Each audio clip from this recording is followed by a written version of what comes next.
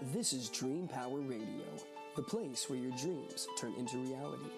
Here is your host, Debbie Spector-Weissman. Hello, and welcome to Dream Power Radio on the amazing Women and Men of Power Network, the world's leading positive programming network powered by Raven International. I'm your host, Debbie Spector-Weissman, the Dream Coach. This is a show where we talk about dreams, both daytime and nighttime dreams, and how you can use them to make the internal shift to a life you love and rediscover the truth of who you really are. A few years ago, the dream I credit with changing my life was featured in the book Chicken Soup for the Soul, Dreams and Premonitions. There were over 100 deeply moving dreams in that book that spoke to the invaluable importance of dreams in providing perspectives and insights unavailable to us while we're awake. These included transformational dreams like mine that led to the dreamers taking meaningful new directions in their lives.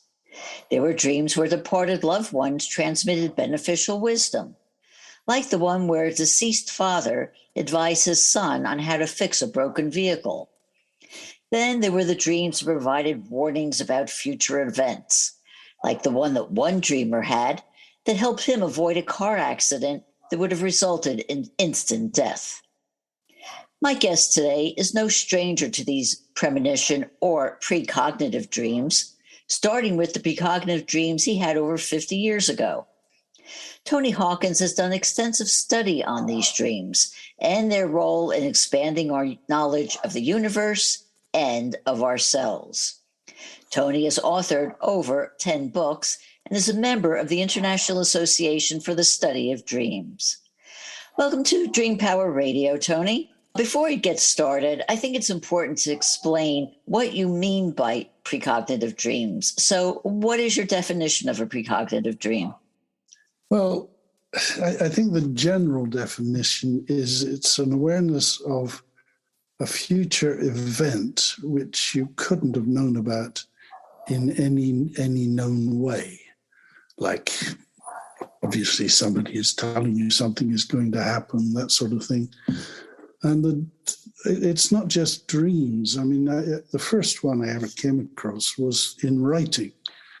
And I realized at one point when a disaster occurred, I'd spent the previous 6 weeks writing something very similar. And it was a big shock. Then it was a couple more years before I had a definite precognition, which had to do with the moon landing.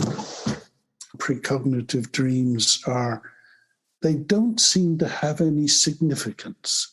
You know, you have a dream and sometime later in the day, you get a kind of deja vu moment. You see somebody walk across the road in a particular way, or, you know, a red bus comes whizzing around the corner, and you suddenly realize you've dreamt of this.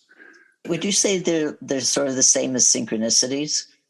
Well, they're close. They're obviously related. And what you've got is the simple phenomenon of these unusual kinds of dreams, which aren't so unusual when you look at a lot of dreams, because I think there's a precognitive element in just about every dream. You know, the dream isn't fixed in some micro moment. It seems spread out. How far it spreads, I have no idea, but I suspect it goes as far as you know, it's infinity. I wanted to just dig down a little bit more about what you just said, because you said that there's a little bit of precognitive in all dreams. What do you mean by that? It's like somebody who dreams like the man who got the voice from, you know, a departed loved one. How is that precognitive? Or well, I wouldn't know in that case because it's not my dream. I'm not inside his dream. But it seems to me, I'm trying to think of an example, my partner are constantly having shared elements in dreams. And one thing that will come up possibly days later, like even today, dream she had, which is taking place in the kitchen, is very similar to a dream I had 3 days ago. It's very hard to describe, really. But she, in the kitchen, she has like cooker in the middle and then counters around. And so there's like a roadway in the middle of the kitchen. And in my dream, I had these raised banks with roadways, lots of them, in a completely different situation. But there's a feeling that the dreams are connected. One of the things that helps with understanding this is getting into a little bit of specifics. So why don't you tell us a bit about the dream that you said you had about the landing on the moon? Oh, that one. Actually, could I tell you the one about the American election 2016? Sure. I was going to ask you about that one, but sure, why don't we start with that one? Because that one is a long story. You know, it's kind of like God. Anyway, November the 8th, 2016, I have two dreams, one of which is we're off to the space station. And we're going now, me, as I am, you know, Tony Hawkins. And I think, I'm not prepared. I haven't even got a change of underpants. How can I go there for 6 months in the clothes I'm in? So I then start asking around, you know, and nobody is responding. But I go in various rooms where there's support staff for the space shop. And I finally come across this Russian cosmonaut. He's in his spacesuit. He hasn't got a helmet on. And he has an identical woman beside him, also in a spacesuit. And she's about half his size. And I say to him, we're really going for 6 months? And he kind of nods. And then he says 3.5 years. And what happens the next day is that Donald Trump wins the election. And I'm kind of thinking back of the dream. And he is like, okay, men are bigger than women in general, but he's like hugely bigger. And I'm thinking, was the dream saying this was going to be, that he was going to win the election? You know, so I'm having this sense of a precognition there. And then what happens over the next few months is there's this big hoo-ha about Russian involvement in the election. And so it's beginning to look like, okay, now he's covered in a Russian spacesuit. That seems even more suggestive. I mean, in this case, a precognition isn't one thing. You've got, you know, one thing, then another thing. And so I start to think, well, suppose 3.5 years is significant. And that would take us to May the 8th, 2020. And I kind of allowed around about for a kind of 90-day period, you know, either side of May the 8th. And that took us from about May the 23rd to June 20th, something like. But of course, what happens in 2020 is the pandemic strikes. Now, that in itself isn't, you can't get too precognitive about that. But what happens on May the 30th is that Elon Musk, his Dragon spaceship, takes off for the space station, which is exactly my dream.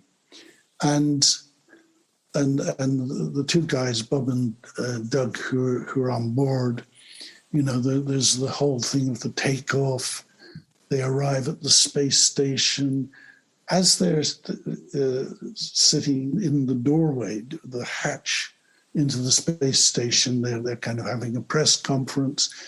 And that's very like the situation where the cosmonauts in my dream, they had behind them kind of an industrial space. And there was very much this ledge behind them. And then, so there's Bob and Doug there. And then later there's all 5 of the astronauts, cosmonauts. And the 2 Russians, I mean, there's a Bob and Doug here, and then there's the others behind them. And the 2 Russians are sort of on the wings. And this is like, okay, they're actually 2 Russian cosmonauts in this dream. And associated with that, after, you know, they successfully off, Donald Trump gives this speech. He says 3.5 years. he says, we've come a long way in 3.5 years, Jim, haven't we? And later he says, 3.5 years ago when I came into office, NASA had lost its way and this sort of thing. And so by now we've got this kind of build-up to a dream with multiple steps now stretching over 3.5 years. And there was a second dream that night where you've got this great lizard going under the bed and it's coming up against a wall. And I associated that with, you've got one half of the lizard that side of the bed, the other half the other side, and a period in the middle. They're like roughly thirds. And that lizard up against the wall looks just like some of the pictures of the insurrection, the attack on the Capitol on January the 6th. It's startling. Some of them are very similar. And so you've got these three equal periods. And you could say, okay, Donald Trump was there. There's Joe Biden is the bed, let's say. And one thing that's coming out of this is the possibility of Donald Trump getting a second term. Now, I'm not a follower of precisely what's going on in American politics, and there seems no way of getting clear news, But I'm looking at it and thinking it'll never happen. And yet, I think if it did happen, what does that say about precognitive dreaming? I'm not a conviction person concerning precognition. I'd be quite happy if I never had a precognition in the rest of my life. It would make my life much simpler. But the feeling that we could have a sequence of precognitions beginning with this dream that doesn't seem related to anything that's ever likely to happen, and then we've got the space shot and almost exactly as the dream. The associations with Donald Trump, which started the day after I had the dream, with his hair color. I didn't mention the cosmonaut had Donald Trump's hair color, and the woman did as well. So from right after the dream association with Donald Trump, this has gone on through to him twice saying 3.5 years, as he did in the dream. And this leaves me with a funny feeling. I mean, when you've got a dream that kind of gives you a jolt, that 3.5 years, like, boom. I'm thinking, what is this? And now the possibility that further on there's going to be, it doesn't have to be Trump, but what it would possibly be is the continuation of whatever that force is in American politics. And that it will come back very strongly at the time of what will be his second term. And if he ever did have a second term, then I would think dreams are really powerful ways of seeing another dimension. Another dimension of our own lives. With that, we do have to take a short break now. We are speaking about precognitive dreams with Tony Hawkins, and we'll be right back. If you're not pleased with the trajectory of your life, the time to begin your own personal transformation is now, and your dreams can help pave the way. How? By tapping into your unvoiced confidence. What is unvoiced confidence, you say? It's the acceptance of your abilities and qualities. It's a state of mind coming from liking and even loving yourself, and feeling free to say or do anything you want without concern for the judgment of others. You were born confident, but may have had it chipped away little by little by the negative self-beliefs you've picked up over the years.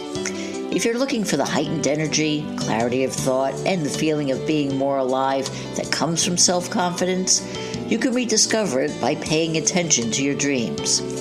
Need some help doing this? Go to my website, thedreamcoach.net, and sign up for my complimentary dream discovery session. I can help show you how your dreams can help you return to the confident person you were always meant to be. Again, go to thedreamcoach.net. Thedreamcoach.net. Welcome back to Dream Power Radio with your host, Debbie Spector-Weissman. Yes, welcome back to Dream Power Radio. I'm your host, Debbie Spector-Weissman, and we're talking about precognitive dreams with Tony Hawkins.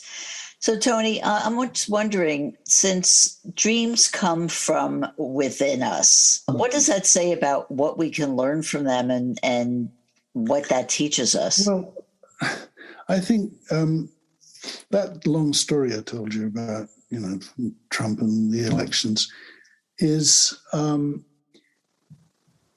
in a rational world, we have cause and effect going along in a measured time-like way, A, B, C, D.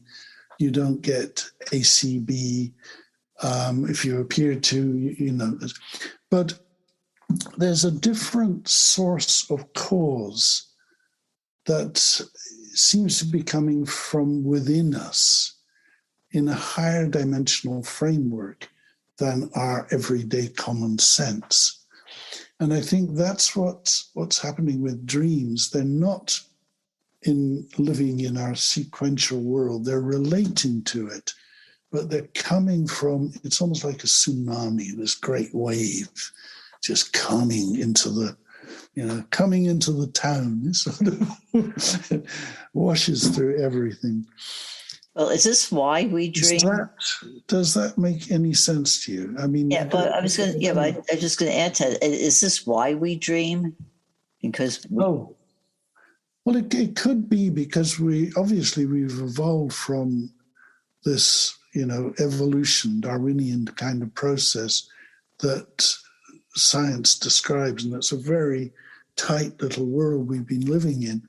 But at the same time, this ultra dimension is there, and it must be now. It's trying to talk to us because we are as conscious as we are, and so we've become important. The fact that we're conscious beings is really important in the whole. I don't know if this is quite the way to describe it, but so all of it is talking to us. The degree to which we listen to it, it could be said possibly people don't listen to it at all. I mean, not that many people actually say they dream. I mean, I was talking yesterday to a doctor, and I almost could predict what he was going to say. We're talking about dreaming. And he said he never remembers dreams. No, but he's a perfectly functional person. He's working well in the world. And it seems that people who work well in the world don't need to dream. They have their function. But at the same time, they're part of a dysfunctional world. I mean, you can argue that it isn't, but given it's got all these bombs and, sort of poison and God knows what it's creating as weapons, it's like that highly functional world is trying to destroy itself. And so there's something wrong with it, and it is missing the fifth dimension. I suppose you could say if a person is very religious, they have the fifth dimension, or very mystical, or something like this. And maybe they have high moral values and so on. And so they would contribute to a world which wouldn't be destroying itself. And I think the dreaming is like for everybody. You have to listen to them. And also with someone like me, it sort of fills in the cracks between the various sciences, the academy. One part of it doesn't talk to the other part. Or they don't know how to bridge across, and yet the dreams will do that. And in a way that possibly can relate to everybody, possibly. You know, you could have a dream that speaks to the whole world. Yeah, I wanted to speak to you about that because, like we all say, we all dream, and it's just that most of us don't remember our dreams. I think because we feel they're not important enough to remember them. But do you think that there is valuable information for mankind that's being left on people's pillows because they don't remember their dreams? Absolutely. Yeah. I mean, I've been, I suppose I've been consciously dreaming almost since I was born. I mean, I do remember some really heavy dreams when I was young, and they seem precognitive for my whole life, you know. So, but I mean, often the dreams I have are very enigmatic, but at the same time, because I've been doing it a long time, I've got to learn my language of dreams. I mean, last night, for instance, I had a dream about a bull. It wasn't exactly chasing me, but I just had to make this short walk across this corner, but the bull was there. And once the bull sees me, I have to avoid it. And I start climbing over all these things. And I'm kind of thinking afterwards, well, that's the story of my life. You know, I did this, constantly diverting because I'm being chased by some unknown creature and never actually getting where I wanted to go. So even this little dream is about everything, and it's telling me something new. It's not repeating, you know, exactly what it is. I don't know because I haven't really worked on it yet. Well, tell me, if I could read you something, it's very short. Sure. I have a young friend. Well, I've never met him, but over Zoom. He has dreams about whales and fish and things like that. He has extraordinary dreams. And I found myself writing this with him in mind. And I've got this thing of Christ carrying a cross. I mean, the cross has come in a lot recently, but in a dream the day before, I had this young man carrying a huge tree. But it didn't seem to bother. Anyways, Christ carries a cross. The future might carry whole planetary systems, as we must be being carried now by our future selves, joined with the inner source. As we learn to be like them, we will find our own way and in turn carry others until they find their way. I strongly suspect our own first encounters, first as teachers and students, will be with ocean mammals, and for them we need look no further than Bridlington-on-Sea. Swimmers and flyers must be very common in the worlds of fluids and gases and the plasma of stars, and even worlds close to the superconducting zero of space-time, nowhere and everywhere. And I write nowhere as now here. I mean, this is kind of more poetry, you know, than rational whatever. But aren't dreams in their own way a kind of poetry? Well, yes. How we read into them. I mean, if you did nothing but write down your dreams, and you know, you would be living in an extraordinarily creative world. I don't know if that mean, but it was just that feeling, because he has this dream friend called Whaley, who's a humpback whale, you know, and he spends all his time with as well. So I kind of thought, Well, I tell you, dreams are never ending. I mean, the dream that you had about Trump and space, that's a dream you could be working on for years and finding new meaning in it as time goes on. And I think we all have dreams. We can all have dreams like that where they stay with us for years. I think all dreams are about your whole life. They're about everything. You know, there's no such thing as a big or little dream. I can say that maybe. You know, I only had one big dream in my life, you know, and I realized that all the dreams, this is going back to the moonshot, and that, which in that dream, I saw extraordinary things, including God. And but that image is reflected in all my dreams now. It's like a billiard table with all the balls bouncing off each other, but they're not bouncing in a meaningless way. And there's one in the middle. There's a kind of the white ball. All of them are bouncing off, and it's like all my dreaming goes back to that dream. I mean, even the one with the young man carrying this great tree, which looked like an elephant's trunk, and that goes straight back to the God dream, because an elephant's trunk figured in that quite strongly. And the bull today, I don't quite know what it is about it, but its head was like huge. So it wasn't. It was almost like a planet dream, a planet bull.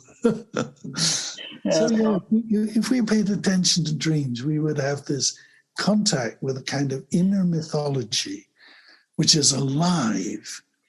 And so we don't have to read, what the Greek gods did or the Egyptians or something. The thing is alive in us. And of course, it may relate to all those things as well, because it's trying to tell a story and it's trying to wake us up because it wants us to live. 100%, it doesn't want us to destroy ourselves. So I think it's possible at this moment that the whole dream world is going to rev up, from within. I mean, obviously people are getting more interested in dreams over the last, couple of years, really. It seems to start exploding with lucid dreaming and so forth.